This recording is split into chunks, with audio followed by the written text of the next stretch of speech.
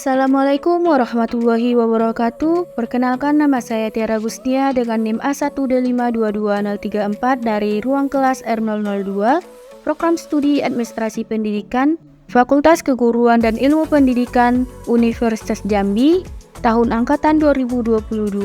Di sini saya akan membahas tentang pengembangan pengelolaan data dan informasi dalam manajemen, yang dimana tugas ini dibuat untuk memenuhi tugas akhir dari Bapak Dr. Mulyadi SAG MPDI selaku dosen pengampu mata kuliah yang pertama manajemen sumber daya manusia, yang kedua sistem informasi manajemen, dan yang ketiga komunikasi organisasi, dan diharapkan dapat bermanfaat bagi teman-teman mengenai pengembangan pengelolaan data dan informasi dalam manajemen. Pertama, pengertian pengembangan pengelolaan data dan informasi dalam manajemen.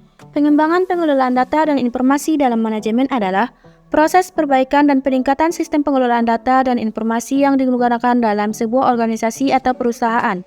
Tujuannya adalah untuk meningkatkan efisiensi, efektivitas, dan akurasi dalam pengambilan keputusan serta mempercepat proses bisnis.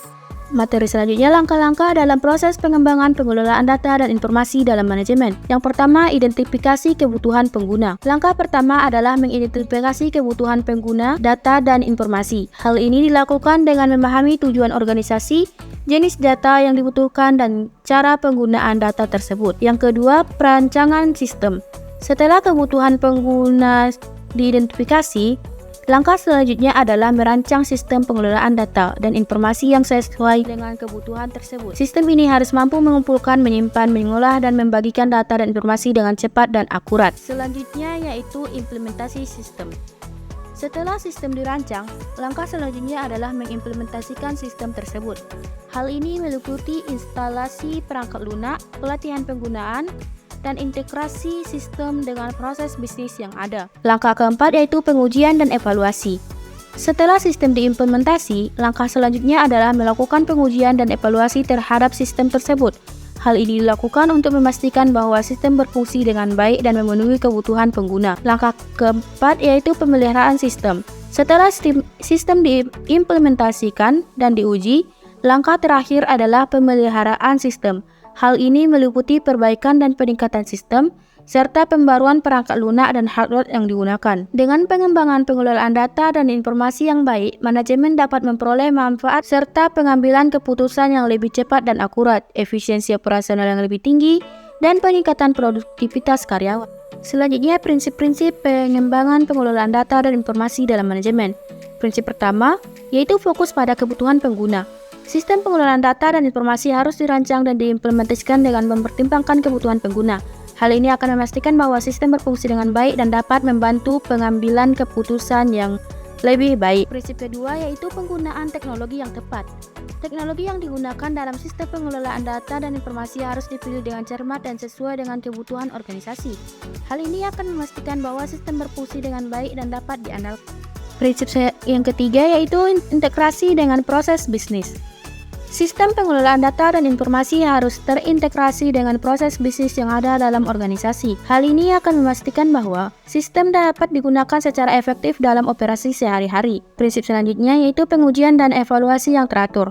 Sistem pengelolaan data dan informasi harus diuji secara teratur dan dievaluasi untuk memastikan bahwa sistem berfungsi dengan baik dan memenuhi kebutuhan pengguna. Prinsip kelima, pemeliharaan yang teratur. Sistem pengelolaan data dan informasi harus dipelihara secara teratur untuk memastikan bahwa sistem berfungsi dengan baik dan dapat diandalkan dalam jangka panjang. Sistem yang keenam yaitu keamanan data dan informasi. Sistem pengelolaan data dan informasi harus memiliki fitur keamanan yang memadai untuk melindungi data dan informasi dari akses yang tidak sah atau kehilangan. Selanjutnya adalah faktor yang mempengaruhi pengembangan pengelolaan data dan informasi dalam manajemen.